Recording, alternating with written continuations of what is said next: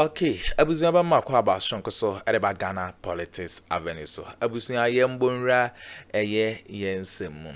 Eye the removal of eye Chief Justice Torkornoo.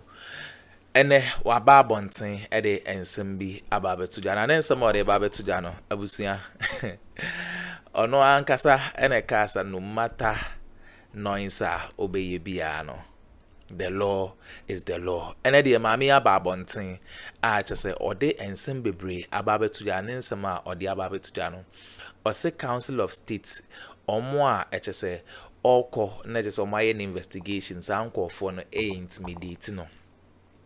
Ena enye intimidating kwa osanso chere say eye threats eguso ba no so se on retire anase onjai na dwuma na nye de ento enye saade a de obefemu Ghana ha sei no enye asem keto akra maame no kan sem bebre asisi a osanso chere say ono no resign party on resign ne and resign china emma eye ne pension pay bi anase ne nioma bi a ne nioma nketenkete bi ese ba ebra anase adwuma den a wababa ya ma Ghana so many years no saa nioma ni nyina no on resign anase unjai na adwuma ne nto ma saa nioma ni nyina mbe den embebo no abusia maame na kasa mom yanko na yanko nkotie ensema ekos na ono de o kire se ne removal no anase ne suspension na omo suspension no enye emra kwanso ono se ono onte ase ne ente ase kira mom yanko na yanko nkotie eye Gertrude Torkornoo suspended Chief Justice. Unsubscribe, ya subscribe, like, and share my for so answer into me and Kabi. Madamase is addressing the nation. Let's listen in. Involved in as Chief Justice is historic.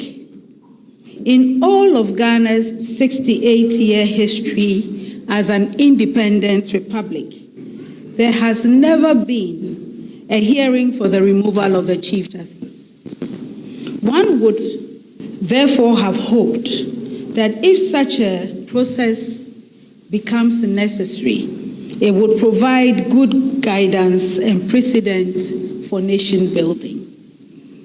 Unfortunately, every step of the removal process being undertaken against me is being done in a manner that breaks every rule on how justice is delivered in our country. And this is why I find the need to draw the nation's attention to the serious violations of the Constitution and law in the process, and the danger it holds for the development of the nation's democracy. The second reason for making this statement is, though I'm in the process alone, its effects ripple far beyond me as a person. This process will affect how all Superior Court justices and future Chief Justices may be removed from office. It also affects commissioners and heads of independent constitutional bodies set up to protect the freedom and justice of Ghanaian citizens as guaranteed under the 1992 Constitution. In building Ghana's democracy in the Fourth Republic, the framers of the Constitution identified public officials who must directly serve the citizens of Ghana without being afraid of unjustified punishment or reprisals from influential people or members of the executive or legislature. The framers of the Constitution identified that it is only when these public officials we can work without fear, control, or at the pleasure of influential people that freedom and justice will reign in Ghana. The law did not provide for the termination of their appointments by any authority. The Constitution set up grounds and processes for removing them from office under Article 146. And these grounds must reach the standard of, quote, inability to perform the functions of their office. The officials include, apart from Superior Court justices, commissioners of charge, commissioners of NCCE, commissioners of the Auditor General, and the chairman and the vice chairman and members of the Public Service Commission. The third reason for this statement is that in order to address the troubling violations of the Constitution and illegality of the proceedings that have become obvious to me, that became obvious to me from the beginning of the process. I started an action in the Supreme Court. I applied for the proceedings of the committee, His Excellency the President, to be held in public, so that in the interest of transparency and for the truth in the matters being raised to be made known to the people of Ghana. I did so because I knew that the secrecy of the proceedings for removing justices was not created in the Constitution as a cover-up for any agenda. The Constitution expects that only reasons for removing the Chief Justice and public officials as set out in Article 146 will be the reason for doing so. And especially, such reasons must affect public sensitive national interest or public order or safety. I realize that in my case, should the public be made aware of the allegations in the petition, they would realize that none of the allegations made border even remotely on matters of national interest or matters of public order or safety or anything that indicates that I'm unable to perform the functions of my office. An example is an allegation that I failed to retire accountable interest of $14,000 when I traveled. When I did retire that accountable interest 2 days after I returned from my journey, I was given $14,000. I could only spend $4,400, and I returned $9,600 2 days after I returned from Ghana, from my journey. And so I knew that it was necessary that the issues being thrown around as petitions against me needed to get into the public space. I swore to a supplementary affidavit alerting the Supreme Court also of human rights violations that I had started encountering when I went to the Article 146 hearings. However, the members of the Supreme Court that had the action for the hearing in open, and they also struck out the supplementary affidavit at the request of the Attorney General. I have decided to make this statement today because the violations have not stopped. Indeed, they have escalated beyond anything I could have imagined as possible in justice delivery. These violations include the committee's refusal, in breach of the rules of natural justice, to recognize my lawyer on the first day of proceedings, simply because I was not personally present with him. And they went ahead to make arrangements for the hearing without involving my lawyer while he was sitting in front of them. The committee has also failed to indicate the specific charges that I'm supposed to be defending myself against in order to allow me to adequately prepare a defense to the charges. The committee has gone on to permit two of the petitioners, Mr. Daniel Ofori and Shining Stars, not to testify at all or present what case they brought to them at the hearing. The committee has refused to allow me to go into the hearing with any family member. Before you enter, there's a thorough search of my body and my handbag in violation of protocols and courtesies extended to any Chief Justice, which protocols and courtesies are honored in the name of the nation, both in Ghana and outside of Ghana.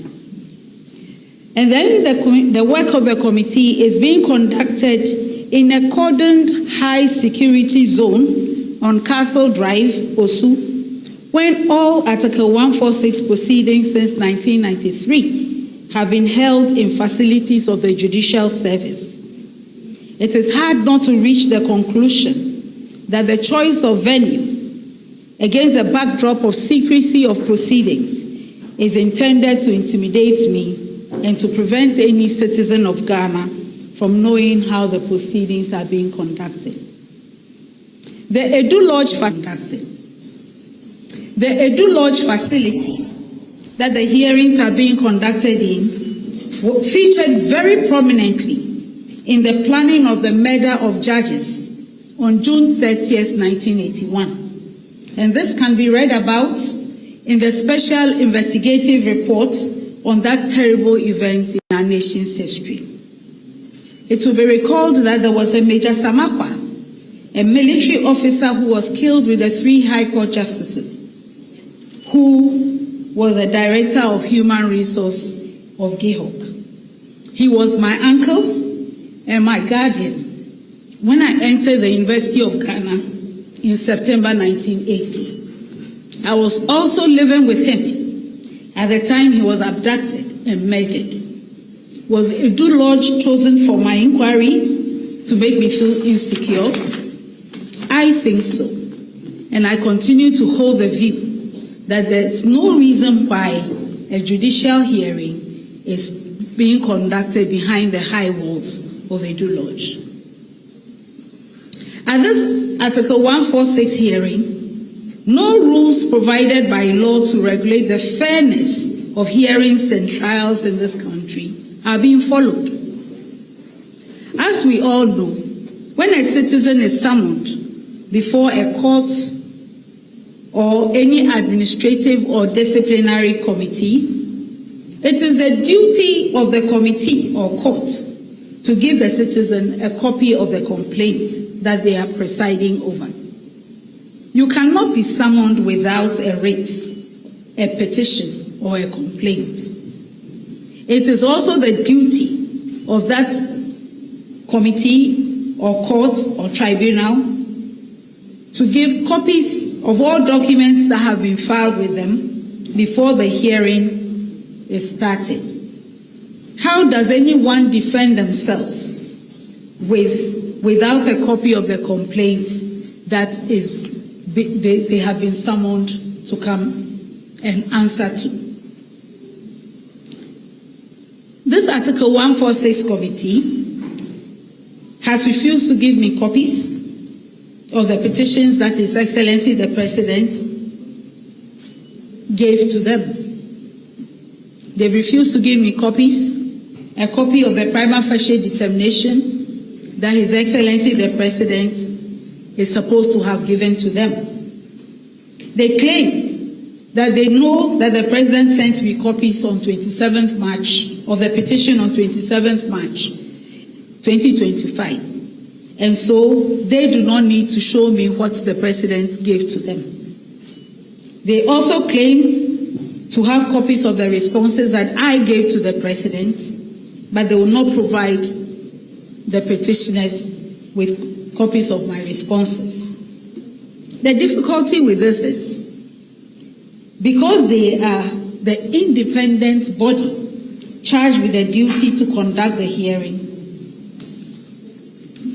what I have in my hand from the President could be different from what they have. And I cannot assume that the two copies are the same. Indeed, no tribunal does that.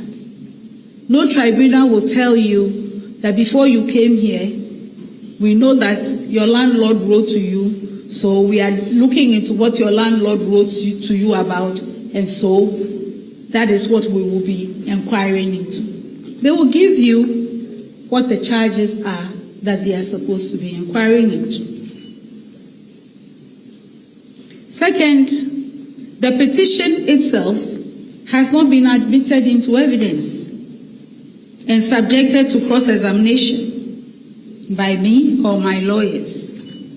In this case, because they have permitted the petitioner who has so far given evidence of whose petition we are supposed to be dealing with, Mr. Daniel Ofori, they have permitted him not to testify and confirm on oath what his petition is. There is no petition on the table. There is no evidence given by him on oath. He has not authorized anyone to testify on his behalf. So what are we inquiring into? Even though there is no constitutional instrument passed to regulate the proceedings of an Article 146 committee, Ghana has a constitutional instrument regulating the work of all commissions or committees of inquiry. This is the Commissions of Inquiry Practice and Procedure Rules 2010, CI 65. And in Article 1467 of our Constitution, if a committee is set up for the removal of a Chief Justice, the committee is supposed to, quote-unquote, inquire into the petition, the answer, and the prima facie case. Therefore, we are dealing with a committee of inquiry. In spite of this, on 15th May, the committee decided, without listening to my lawyer, that it will conduct the hearing not as an inquiry, but as litigation. So they rejected the use of CI 65, which was created for the regulation of inquiries, and said they will use the High Court Civil Procedure Rules, CI 47. Then they decided that each petitioner can conduct his case as he sees fit. So they don't need to present the petition to them. Then they decided that the petitioners can call public officials to confirm what they themselves have not testified to. So, ladies and gentlemen, because the proceedings are being conducted as if it is a normal litigation between the petitioners and myself, their lawyers now choose and pick which parts of the evidence that public officials present to put on the table. This is also in violation of known rules regarding proceedings of a committee of inquiry, because a committee of inquiry must have its own lawyer, and when it starts the proceedings, the petitioner becomes no more than a witness for the committee to prove the allegations that led to the setting up of the committee of inquiry. So the public officials who have been summoned supposedly on subpoenas without the issue of subpoenas just come and swear oaths and present documents to the committee as exhibits. The witnesses themselves do not have the petition. They do not know the allegations in the petition, and so they cannot answer questions on the petition. And when they finish submitting their documents, my lawyers are called on to cross-examine them. Since 23rd May 2025, this strange process has been followed up, and witness after witness has been called, like Nebuchadnezzar's situation, in which he demanded that the magicians in his court should tell him his dream and also interpret it. My lawyers are left to guess which allegations in the petitions that I received on 27th March are supposed to be the subject matter of the testimonies that the witnesses have referred to. Anyone who has been to the Circuit Court of the High Court and made subject to the rules CI 47 will know that those rules never conceived that a hearing can be conducted without the claims, the defenses, and the issues before a hearing starts. Ladies and gentlemen, it is this total absence of compliance with all known rules of fair hearing that has caused my lawyers to file applications for judicial review in the High Court to declare all the proceedings void. Because the clear danger is that through this flagrant violation of CI 47 and the darkness of the current proceedings being held in camera behind the walls of Addo Lodge, my lawyers and I can come to the end of the proceedings. The evidence will show that every one of those allegations in the petitions that were given to me on 27th March is unfounded and untrue. And yet, the committee can dig up some allegation from whatever documents they claim to be having from the president, which they have not shown to me, and purport to enter a recommendation for my removal on that basis. Allow me to say that this is totally unknown in the rule of law in this country. If it was lawful, I would have no reason to alert the nation of the dangers they represent. It is the violations of law that have forced me to bring these matters out in the light of day. The final and fourth reason for this statement is that I have heard on several occasions loved ones, persons who care, persons who may not know me beyond my public duties, and many who think that since these proceedings seem to be carefully staged to result in my removal as Chief Justice, it would be best if I just retired or resigned rather than subject myself to an ill-motivated process. I have also received threats and veiled threats to the effect that if I fail to resign or retire voluntarily, I will be made to suffer some harm or the other.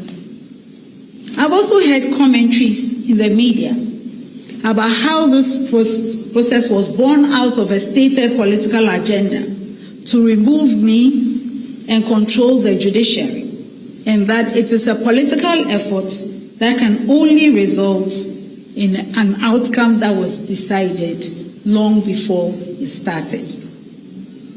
I thank everyone who has engaged in this conversation out of concern for my safety and well-being.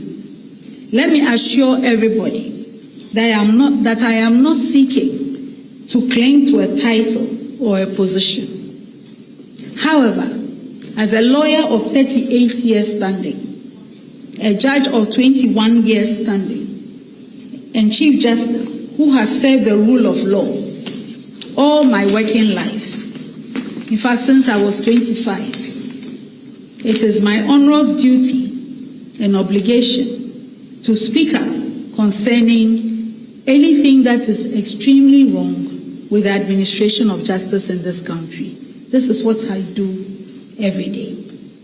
The situation I have been confronted with has shown me a model of injustice that I would never have thought possible if I had not been exposed to it.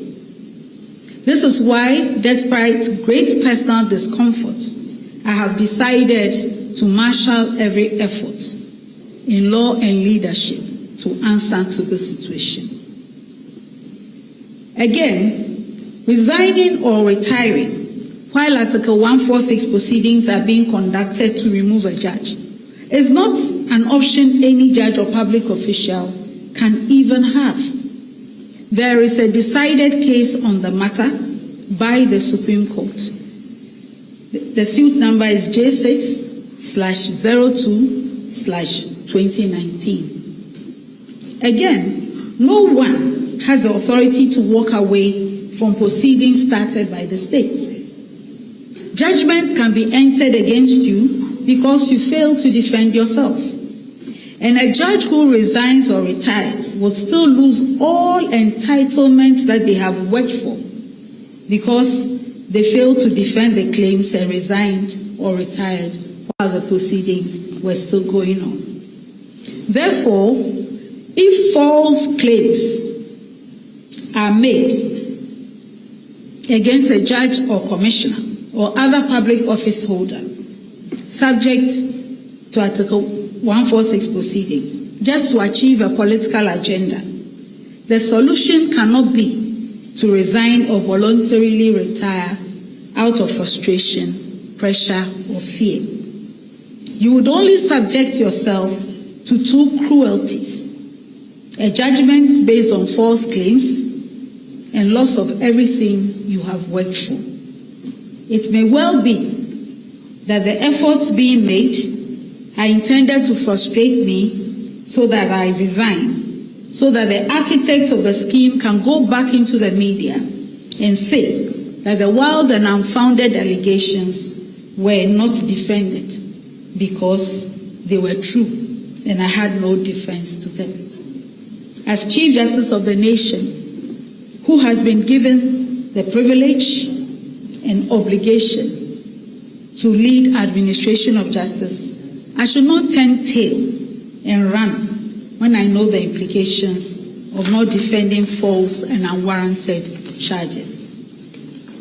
If I resign under these circumstances, I will be saying that this flawed, unknown, and opaque process is acceptable. It is not. Proceeding to our nation's democratic journey that we all ignore at our own cost. My humble view is that Ghana has come too far in the 33 years of the Fourth Republic not to be concerned about the unconstitutionalities that are subject to removal processes of Article 146, if this one is successfully carried out without being questioned. Behind me is every judge in the country. Behind me is every commissioner or head of an independent constitutional body in the country.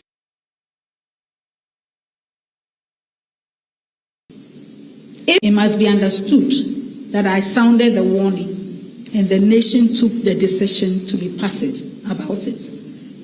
I cannot share the burden of those in unlawful means by keeping quiet about the violations of law and due process. Neither can I make anyone's burden lighter by resigning or retiring, instead of proving that not even one of these wild claims in a collection of petitions is even remotely true or meets the standard required for removing a judge. Now, allow me to take you a bit of your time to walk through these petitions. They have been in the public domain for some months now. They are actually available on the internet, so I'm not addressing anything that is not known in the public space. Many negative things have been said. Okay, abusuya wene ensema ekoso ewo political highway so aye suspended Chief Justice Torkornoo ne honsem NHS or the ababe tudwa enye asem keto akra intino abusuya ensemre bi eguso ebobo ba yaye krado se ye de nyina latest updates ni nyina be mamo Chief Justice Torkornoo ne ensem bebre ebobo ba ye de nyina be bremo ha se intino. Don't forget to click on the notification bell. Send any updates be able drop biano. Also, onsa able to me can unsubscribe and so subscribe like and share Ghana Politics Avenue. Send any update and I say a man fro and so ensa able to me akabi. Madam I say.